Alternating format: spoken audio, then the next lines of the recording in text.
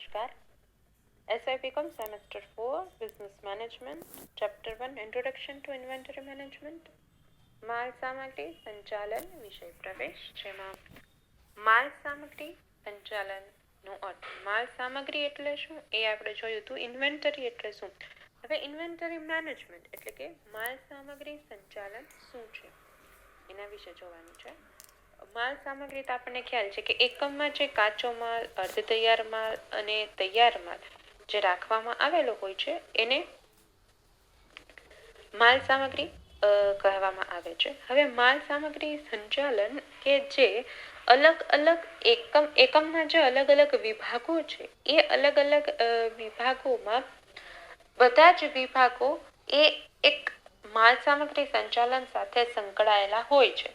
તો હવે આ જે અલગ અલગ પ્રકારના જે બધા જ વિભાગો માલ સામગ્રી સંચાલન સાથે સંકળાયેલા હોય એટલે માલ સામગ્રી સંચાલન વિભાગનું મહત્વ પણ વધે છે અને એને કરવામાં આવતા કામમાં પણ વધારો થાય છે. કારણ કે એકમની સંપૂર્ણ પ્રક્રિયા છે એ શેના આધારે થાય છે? ઉત્પાદનના આધારે. અને ઉત્પાદન શેના આધારે થાય છે? માલ સામગ્રીના આધારે. એટલે માલ સામગ્રી સંચાલન વ્યવસ્થિત રીતે જળવાયેલું હશે તો ઉત્પાદન વિભાગ, નાણાકીય વિભાગ, વેચાણ વિભાગ અને ઓફિસ ડિપાર્ટમેન્ટ આ બધા જ વિભાગો છે એ વ્યવસ્થિત રીતે પોતાનું કામ આગળ ઉપર કરી શકે. તો નાણાકીય સંચાલકે જે રીતે નાણાંના સંદર્ભમાં પેઢીને વ્યવસ્થિત રીતે કાર્યશીલ રાખે છે અને એ અલગ અલગ પ્રકારે અલગ અલગ વિભાગને નાણાં ફાળવે છે, તો એવી જ રીતે ઇન્વેન્ટરી ના કામમાં પણ ઇન્વેન્ટરી સંચાલકે અલગ અલગ રીતે ઇન્વેન્ટરીની વિવિધ સપાટીઓ નક્કી કરવી પડે. વિવિધ સપાટીઓ એટલે આપણને ખ્યાલ છે કે સામાન્ય રીતે 3 પ્રકારની ઇન્વેન્ટરી હોય, 3 પ્રકારની માલ સામગ્રી હોય. તો હવે કાચો માલ કેટલો રાખવો, અર્ધ તૈયાર માલ કેટલો રાખવો, તૈયાર માલ કેટલો રાખવો, એકમ છે તો હવે એ એકમ પોતે કેટલું ઉત્પાદન કરે છે અને કયા પ્રકારનું ઉત્પાદન કરવાથી એકમને ફાયદો થઈ શકે, કેટલી ઇન્વેન્ટરી રાખવાથી વર્કિંગ કેપિટલ પણ જળવાઈ રહે અને ઉત્પાદનની પ્રક્રિયા દરમિયાન માલની અછત પણ ન થાય, વધુ સારું ઉત્પાદન થઈ શકે અને જો મોટો કોઈ ઓર્ડર આવે છે તો એ ઓર્ડરને પણ સારી રીતે પૂર્ણ કરી શકાય. તો એ કેવી રીતે વ્યવસ્થિત રીતે એ બધી જ જગ્યાએ ઇન્વેન્ટરી માલ સામગ્રી પૂરી પડી શકે. તો એના માટે થઈ અને ઇન્વેન્ટરી મેનેજરે એ કામ હોય છે. તો ઇન્વેન્ટરી મેનેજમેન્ટ માલ સામગ્રી સંચાલનમાં એટલું જેટલું એની સાથે સાથે એને અંકુશ પણ રાખવું આવશ્યક પડે છે કે જેના કારણે થઈ અને માલ સામગ્રીનો ખોટો વ્યય પણ ન થાય, બગાડ ન થાય અને વ્યવસ્થિત યોગ્ય પ્રમાણમાં માલ સામગ્રી એકમમાં જળવાઈ રહે, એકમમાં વર્કિંગ કેપિટલ પણ ઓછી ના થાય. તો એક પ્રકારે ઇન્વેન્ટરી મેનેજમેન્ટ છે એ નાણાકીય મેનેજમેન્ટ જેટલું જ મહત્વ ધરાવે છે. કારણ કે જેટલું ઇન્વેન્ટરી મેનેજમેન્ટ સારું રહેશે એટલું જ કોઈ પણ એકમનું જે નાણાકીય વિભાગ છે એ એટલો જ સારી રીતે કામ કરી શકશે. કારણ કે નાણાકીય વિભાગમાં વર્કિંગ કેપિટલની ખૂબ જ આવશ્યકતા હોય છે અને જો એ વર્કિંગ કેપિટલ કારણ વગરની ઇન્વેન્ટરીમાં રોકાયેલી રહે તો નાણાકીય વિભાગને કાર્ય કરવામાં ઘણી બધી મુશ્કેલી પડે. એટલે આ બંનેમાં સંતુલન રાખી અને કેટલી ઇન્વેન્ટરી ખરીદવી, કેટલી પ્રમાણમાં ઇન્વેન્ટરી ખરીદવી, આ બધી વસ્તુ છે એ ખૂબ જ કોઈ પણ એકમ માટે ખૂબ અગત્યની બની રહે છે. હવે ઇન્વેન્ટરીમાં જે કાચા માલ સામાનનો સમાવેશ થતો હોય છે તે ઉત્પાદિત વસ્તુની પડતર અને નફો નક્કી કરવામાં મહત્વનું પરિબળ છે. કારણ કે ઉત્પાદનમાં કેટલો ખર્ચ થશે, પડતરમાં કેટલો ખર્ચ થશે એ બધી વસ્તુનો આધાર છે ઇન્વેન્ટરીના આધારે જ થતું હોય. એટલે કે માલ સામગ્રી પાછળ જેટલો પણ નાણાકીય ખર્ચ અથવા તેમ કહી શકાય કે માલ સામગ્રી પાછળ જેટલું નાણાકીય રોકાણ કરવામાં આવતું હોય તો એમાં પણ અંકુશ રાખવું પડે અને એ રોકાણ છે એ એકમના અન્ય કોઈ વિભાગને નુકસાન નથી પહોંચાડતું એના આધારે આ સંપૂર્ણ વ્યવસ્થા રાખવી પડે અને એના ઉપર અંકુશ પણ રાખવું આવશ્યક છે જેના કારણે વધુ સારી રીતે કામ કરી શકાય. શ્રી એફએલ સાર્જન્ટ એવું જણાવે છે કે ઇન્વેન્ટરી પાછળના રોકાણનું સંચાલન નફો કમાવાના રોકાણની જેમ થવું જોઈએ. જેમ નફો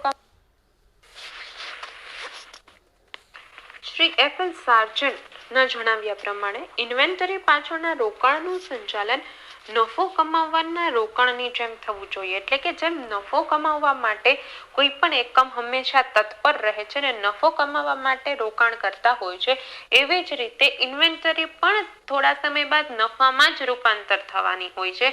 એટલે કે ઇન્વેન્ટરી પાછળ પણ રોકાણ કરવું જોઈએ અને ઇન્વેન્ટરી એ એકમમાં એક રીતે રોકાણ જ છે, કારણ કે એ માલ સામગ્રી ઇન્વેન્ટરી કે જે સાચવી રાખવામાં આવે છે, થોડા સમય બાદ એનું વેચાણ થશે અને વેચાણમાંથી નફો મળશે. તો એવી જ રીતે શ્રી એફ.જી. મૂરે એવું જણાવે છે કે ઇન્વેન્ટરી એટલે જે પૈસા કે જે ટૂંકા ગાળા માટે સ્ટીલના પતરામાં, લોખંડના સળિયામાં, રસાયણમાં કે પિત્તળના સ્વરૂપમાં રોકાયેલા હોય છે. એટલે કે આ તો એક ઉદાહરણ દીધું છે, પણ આ અલગ અલગ કોઈ પણ ધંધાના પોતપોતાના કાચા માલનો સમાવેશ થઈ શકે. તો એવું કહેવા માંગે છે કે જે આ કાચા માલમાં રોકાણ કરેલું છે એ ટૂંકા સમય માટે એમાં એક પ્રકારનું રોકાણ જ છે અને ત્યારબાદ એનું જ્યારે વેચાણ થશે, ઉત્પાદન થશે, ઉત્પાદનમાંથી તૈયાર માલ બનશે, તૈયાર માલમાંથી એનું વેચાણ થશે એટલે એમાંથી નફો મળશે. એટલે આટલા સમય સુધી એ એક પ્રકારનું રોકાણ જ છે કે જે પૈસાના રોકાણ કરવાથી એમાંથી નફો મળી શકે છે. ઇન્વેન્ટરી જાળવવાથી, એનું વેચાણ કરવાથી નફો મળી શકે છે. તો હવે ઉત્પાદન પ્રક્રિયામાં અલગ અલગ સ્ટેજીસ ઉપર ઇન્વેન્ટરીનું રોકાણ હંમેશા થતું હોય. તો હવે આ શું કામ કરવું જોઈએ? કારણ કે આ ઉત્પાદનની પ્રક્રિયા એ ક્યારેય રોકાઈ ના જાય અને ઉત્પાદન થયા બાદ એકમની જેટલી પણ પ્રક્રિયા થતી હોય એ પણ વ્યવસ્થિત આયોજન મુજબ ચાલે. જરૂર પડે તો તૈયાર માલ પણ હાથ વગો રહે અને ઇન્વેન્ટરીનું આયોજન, જાળવણી, સંગ્રહ અને અંકુશનું કાર્ય કરવું આવશ્યક છે. એટલે કે ઇન્વેન્ટરી સંચાલન એને કહેવાય. હવે ઇન્વેન્ટરી રાખવી એટલે માત્ર રાખી લેવી ને કોઈ પણ રીતે જેમ મન ફાવે એમ ઇન્વેન્ટરીનો ઓર્ડર ના આપી શકાય, માલ સામગ્રીને ના સાચવી શકાય. એના માટે થઈને સૌપ્રથમ માલ સામગ્રી ઇન્વેન્ટરીનું આયોજન કરવું આવશ્યક છે. એકમ પોતાના પાસે નાણાં કેટલા છે, એકમની ઉત્પાદનની કાર્યક્ષમતા કેટલી છે, એકમ કેટલું ઉત્પાદન કરી શકે છે, એકમનું વેચાણ કેટલું થાય છે અને સામાન્ય રીતે ગ્રાહક દ્વારા એકમને કેવા પ્રકારના ઓર્ડર મળે છે.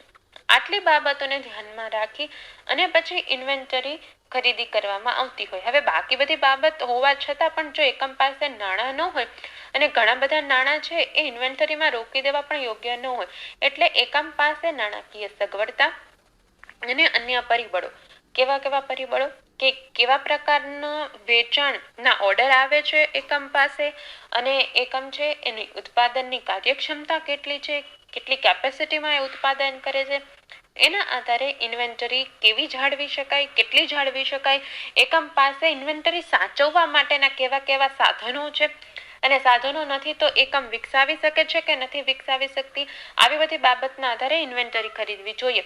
કારણ કે જો એ પ્રકારના માલની ઇન્વેન્ટરી એકમમાં જાળવવામાં આવતી હોય કે એને અલગ અલગ રીતે સાચવવી પડતી હોય, જેમ કે એને અમુક તાપમાનમાં રાખવી પડતી હોય, પછી એ ઠંડુ હોય કે ગરમ હોય પણ એનું અમુક પર્ટિક્યુલર તાપમાન જાળવવું પડતું હોય, તો એની વ્યવસ્થા શું એકમ પાસે છે અને જો ઝડપથી એનો ઉપયોગ કરી લેવામાં આવતો હોય તો એને કઈ રીતે સાચવવી પડે.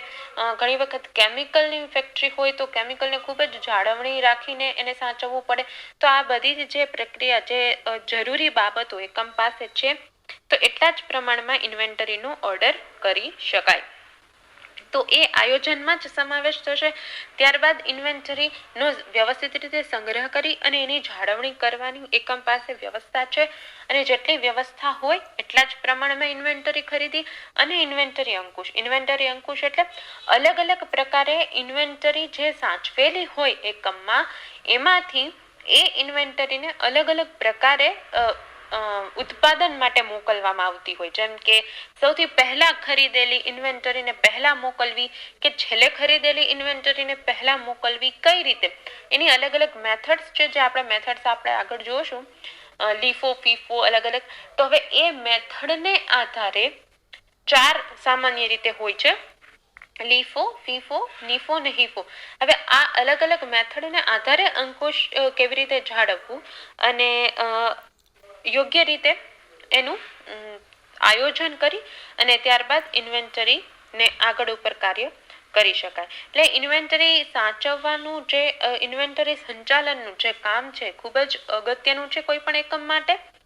હવે ઇન્વેન્ટરી સંચાલનના હેતુ કે એ લઘુત્તમ રોકાણને લઘુત્તમ ખર્ચ યોગ્ય રહે કે મહત્તમ રોકાણને મહત્તમ નફો યોગ્ય રહે અથવા તો વધુમાં વધુ વળતર પ્રાપ્ત કરવા કેટલી સપાટી ઉપર ઇન્વેન્ટરી જાળવી શકાય, ઇન્વેન્ટરીના જોખમનું પ્રમાણ કેવી રીતે ઘટાડી શકાય, એના પછી એ બધી બાબત ઉપર હવે ચર્ચા કરીશું.